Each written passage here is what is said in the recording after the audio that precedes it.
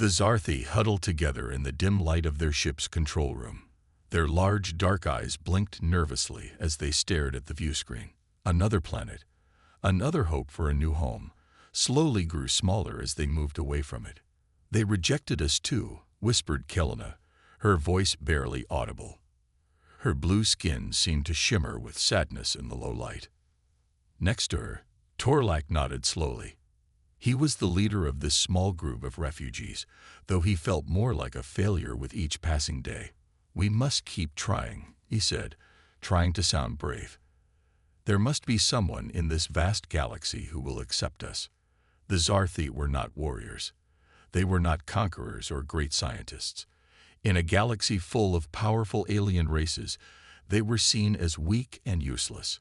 Their bodies were small and fragile, their technology simple compared to others. But they had something that many other races didn't understand. They had heart.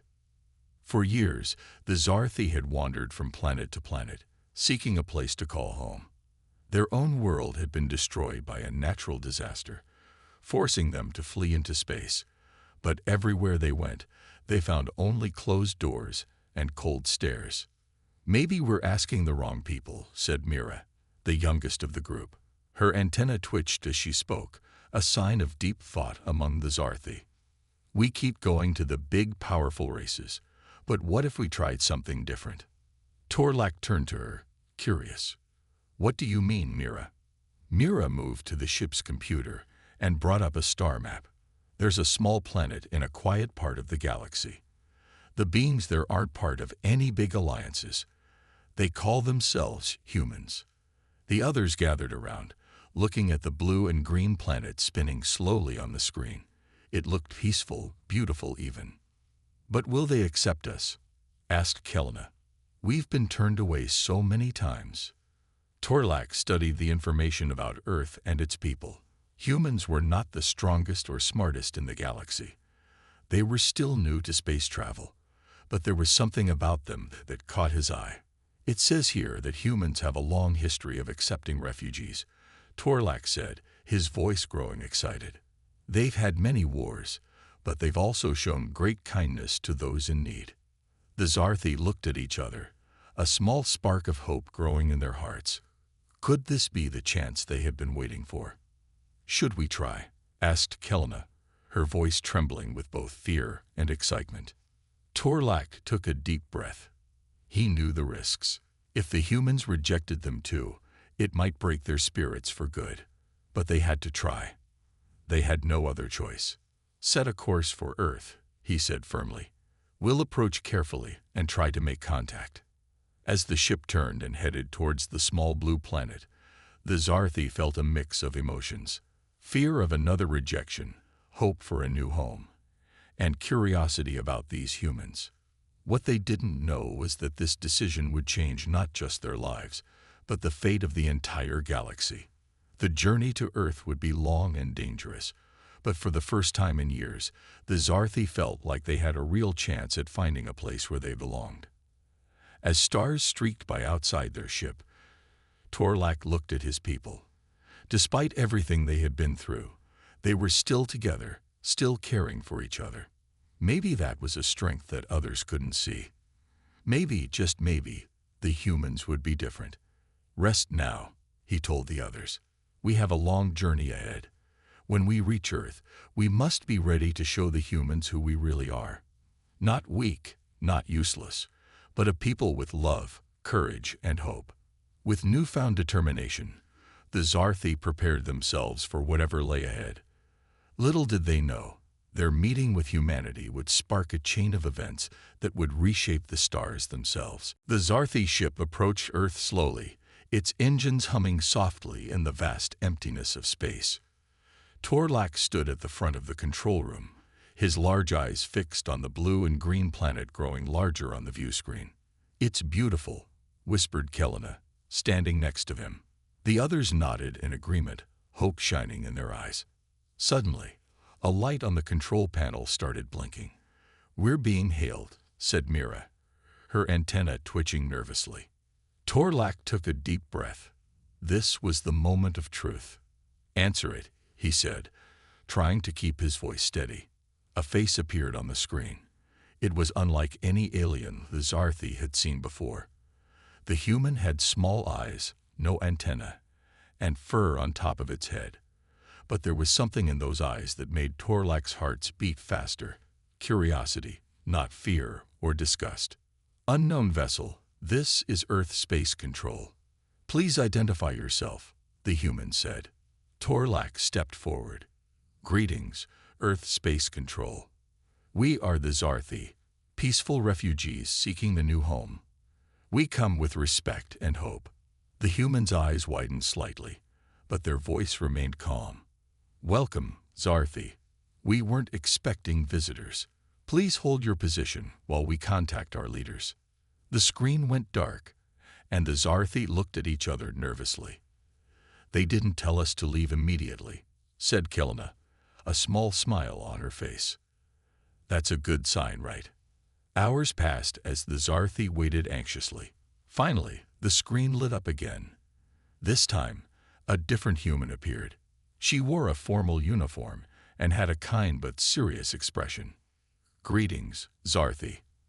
I am Admiral Chen of the United Earth Space Force. We've discussed your situation and have decided to invite a small group of you to our International Space Station for a meeting. Will you accept? Torlak could hardly believe his ears. They were being invited, not turned away. We accept with gratitude, Admiral Chen. Thank you for this opportunity. Soon, a small shuttle carried Torlak, Kelna, and Mira to the human space station.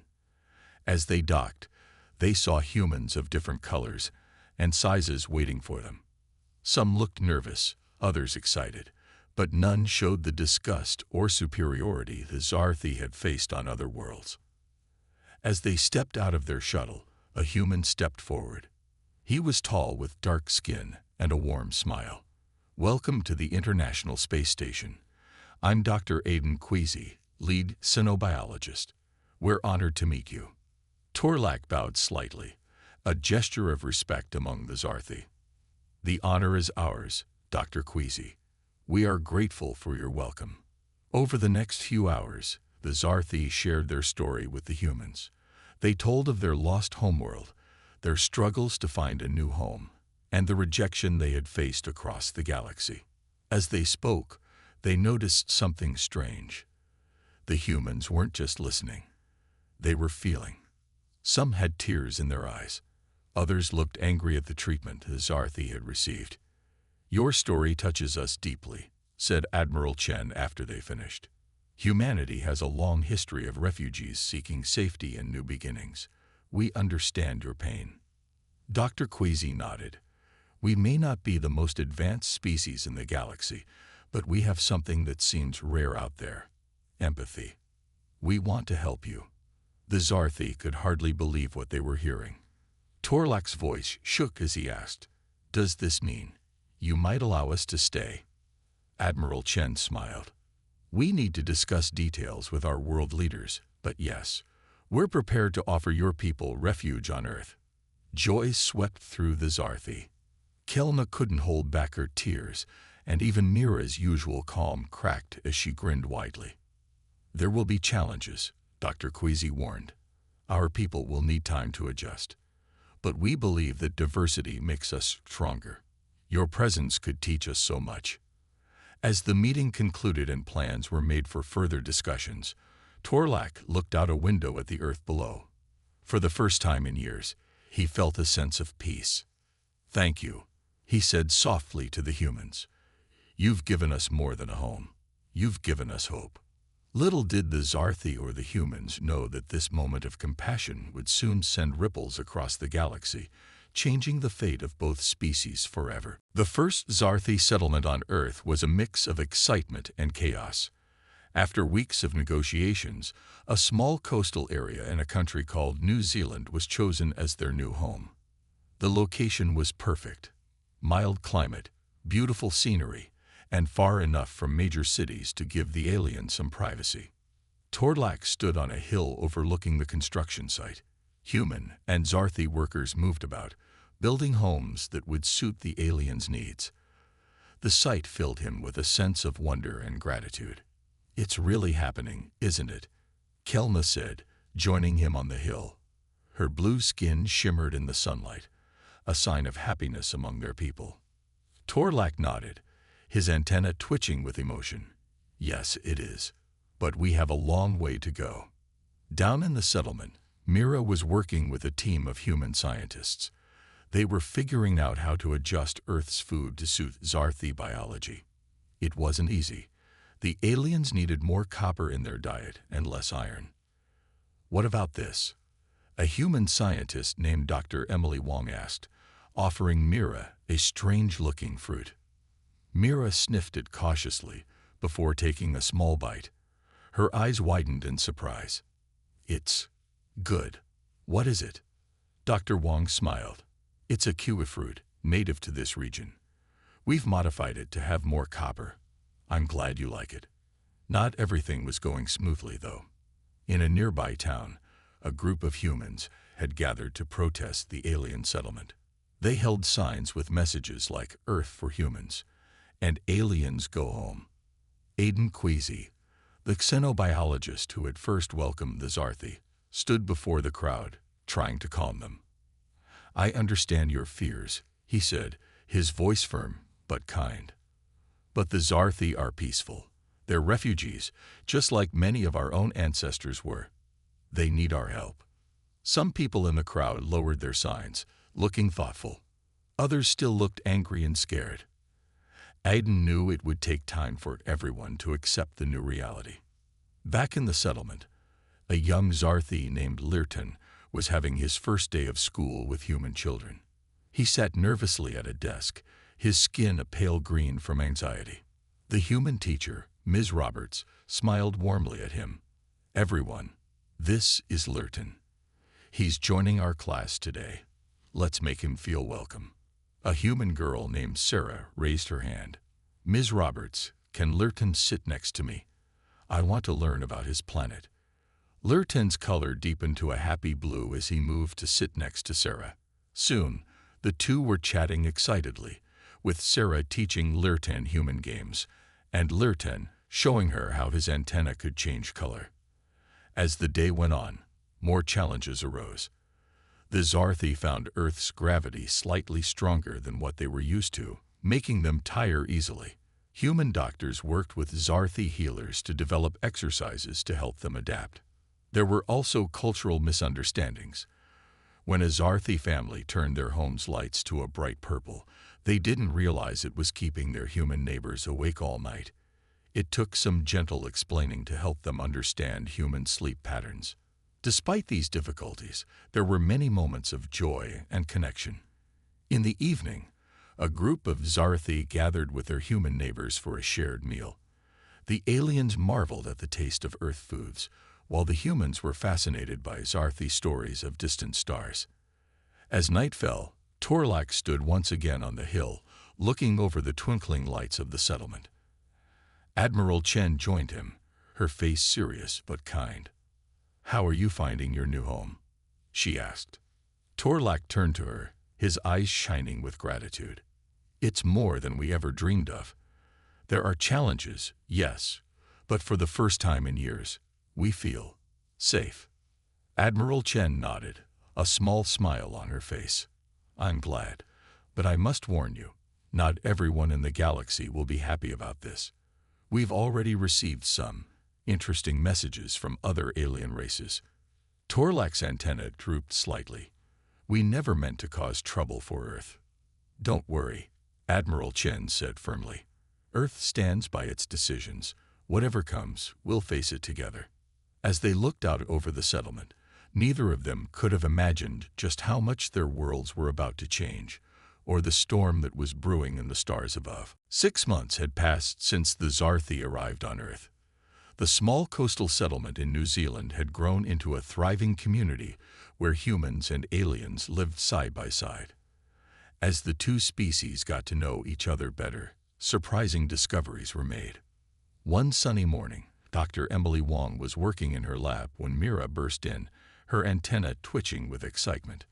Dr. Wong, I think I found something important. Emily looked up from her microscope, intrigued. What is it? Mira. Mira placed a small plant on the table. It was wilted and brown, looking nearly dead.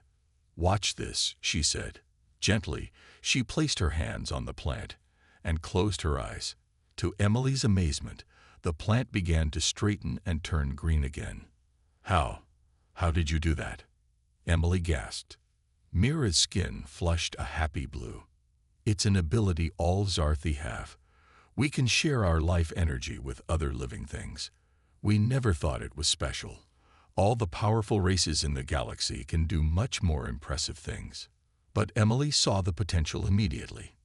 "Mira, this is incredible. Think of what this could mean for agriculture, for healing ecosystems." Word of the Zarthi's ability spread quickly.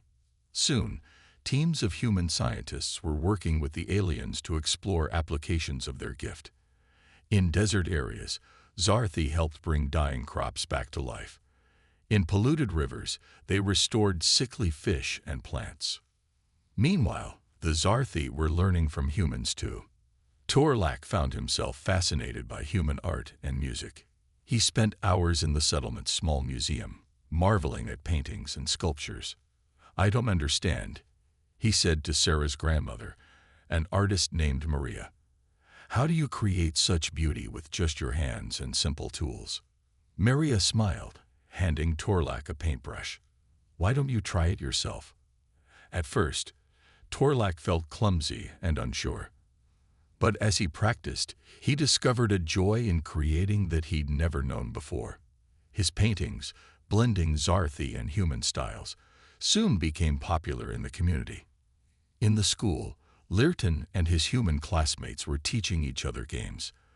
The humans were amazed by Zarthi mind games that enhanced memory and focus. In return, Lyrton fell in love with soccer, his natural agility making him a star player despite his small size.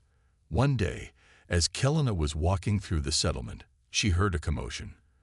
A group had gathered around a construction site where a heavy beam had fallen, trapping a worker. Without thinking, Kelna rushed forward. She placed her hands on the beam and closed her eyes. Slowly, impossibly, the massive steel beam began to move. The trapped worker was pulled to safety just as Kelna collapsed from the effort. As she recovered in the medical center, Dr. Aiden Quasi looked at her in wonder. "I don't understand. Your people aren't physically strong. How did you lift that beam?" Kelna's antenna drooped with embarrassment.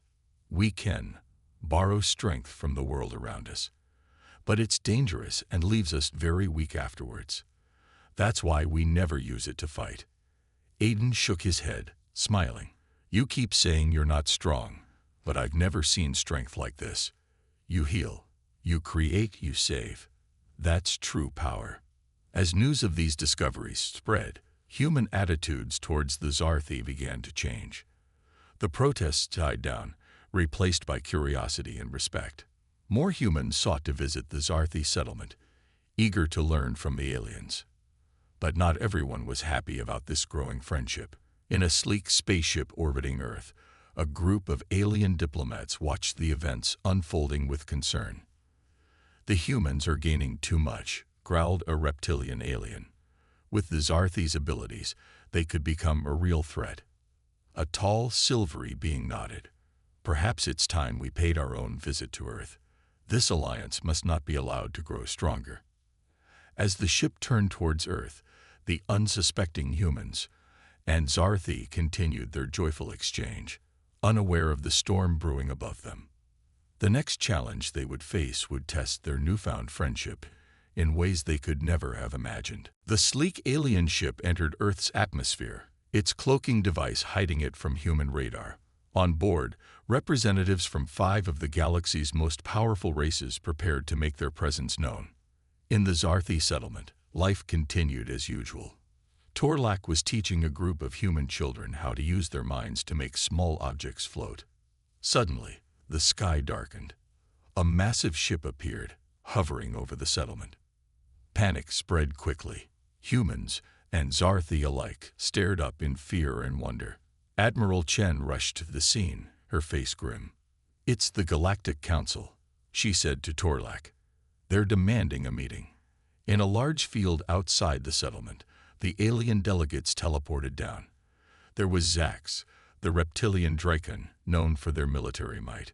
Next to him stood Silva, the silvery luminary, masters of technology. Gorn, the rock-like Petrons, Ela, the graceful aquatic Aquarii, and Vex, the insectoid hive mind, completed the group. Torlak felt small and afraid as he stood with Admiral Chen to greet them. The aliens towered over them, their faces unreadable. Zack stepped forward, his scales gleaming in the sunlight. "Humans," he growled, "you have no idea what you've done by allying with the Zarthi." Admiral Chen stood tall, her voice steady. "We've offered refuge to a peaceful race in need. How is this a problem?" Silva's voice was cold and clear. The Zarthi were meant to remain weak and isolated. Their abilities, combined with human creativity and determination, upset the balance of power in the galaxy. Torlak couldn't believe what he was hearing.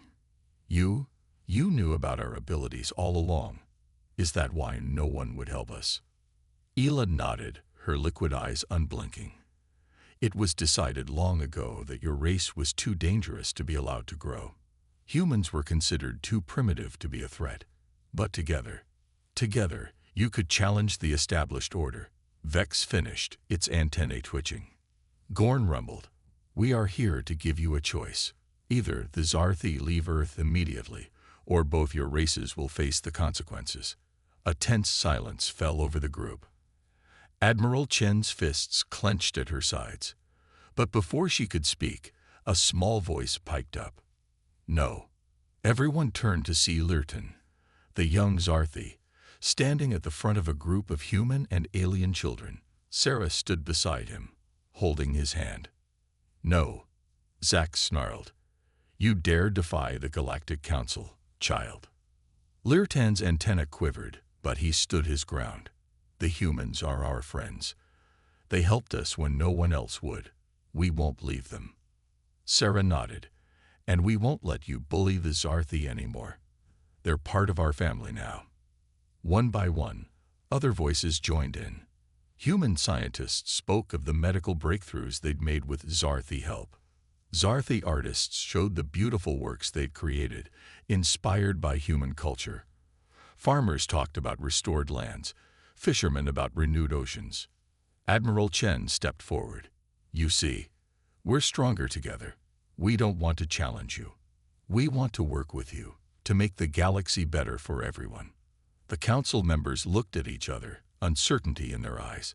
This wasn't the weak, easily cowed response they had expected. Silva spoke, her voice softer now. "Perhaps we have been too hasty. This alliance is unexpected. But maybe it doesn't have to be a threat."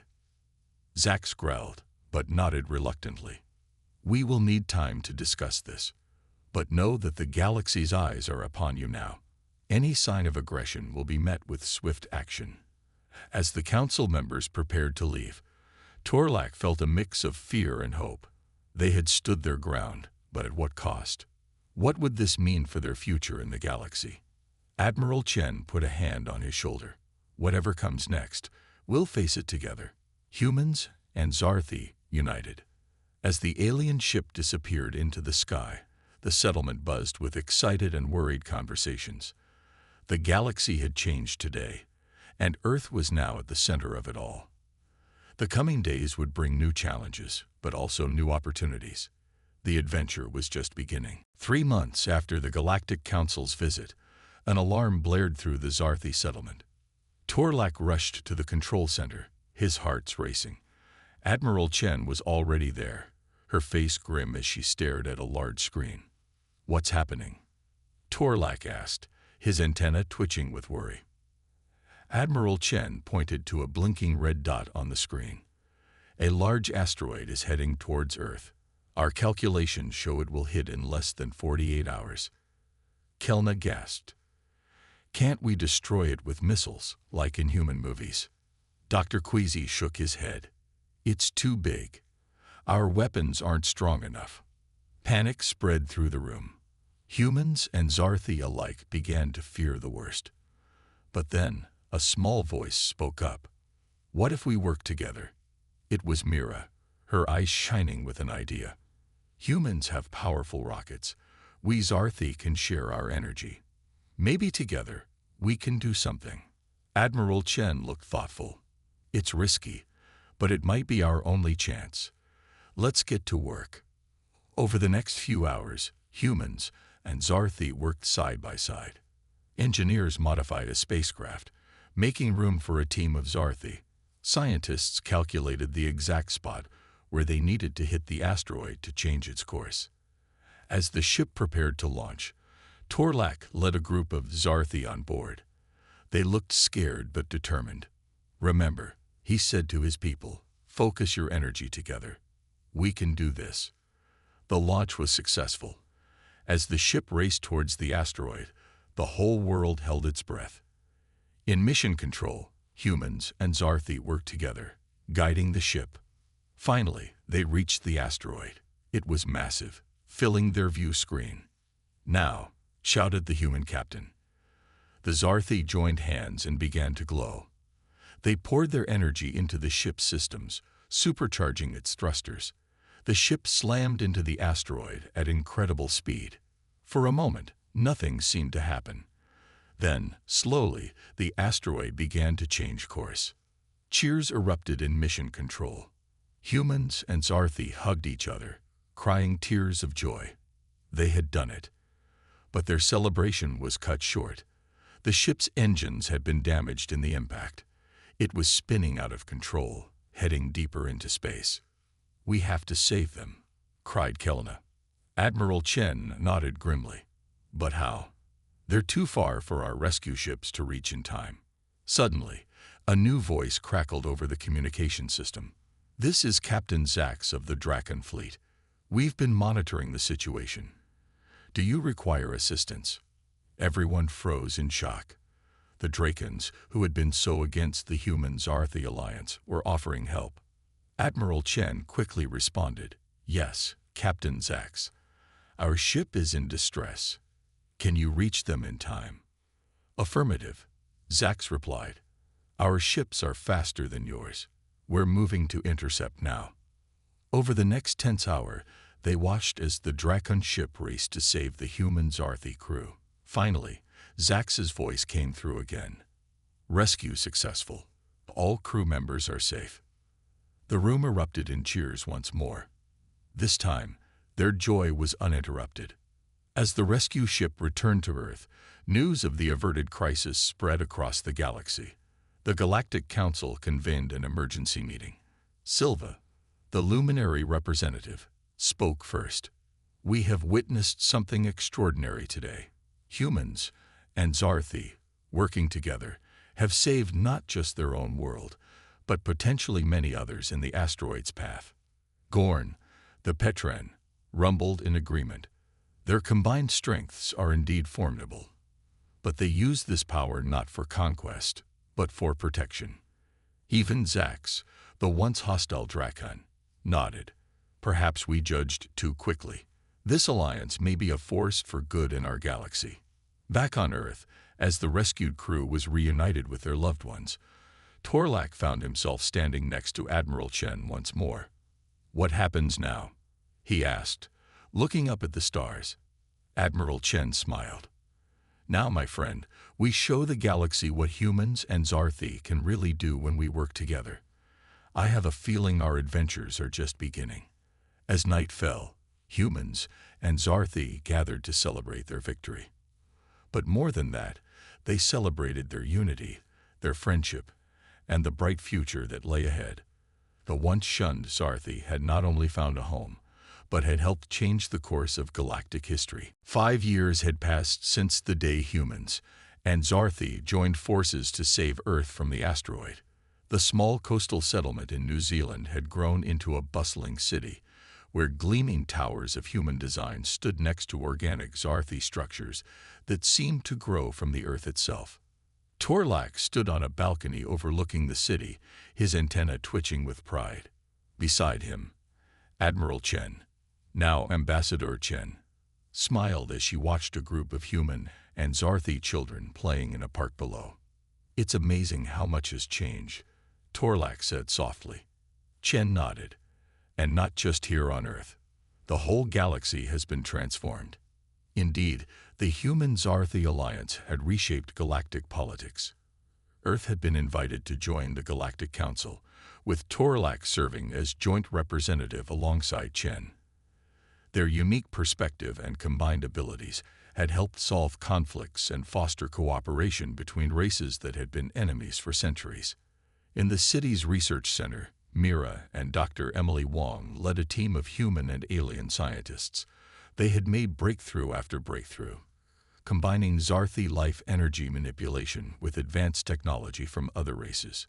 We've just received approval for the new healing chambers, Mira said excitedly, her skin glowing a bright blue. They'll be distributed to hospitals across the galaxy next month. Emily grinned. Who would have thought that the weak Zarthi ability to share life energy would revolutionize galactic medicine? Meanwhile, in the city's Central Park, Lurton, now a teenager, was teaching a group of young Drakons how to play soccer. The once fearsome reptilians were surprisingly agile, their tails giving them excellent balance as they kicked the ball around. Remember, Lurton called out, it's not about being the strongest. It's about working together as a team.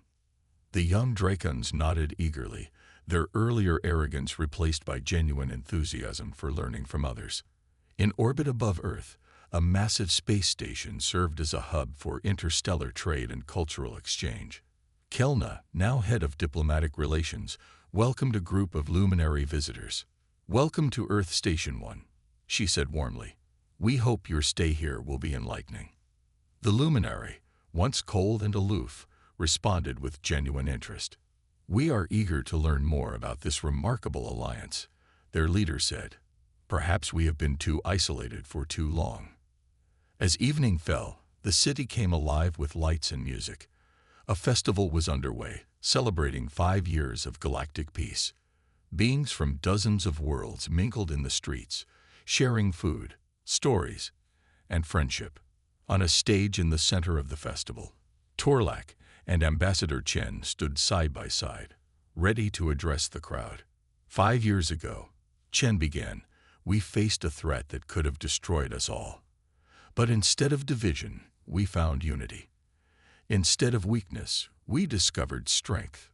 Torlak continued, the Zarthi were once shunned by the galaxy, considered too weak to have value. Humans were seen as primitive and isolated.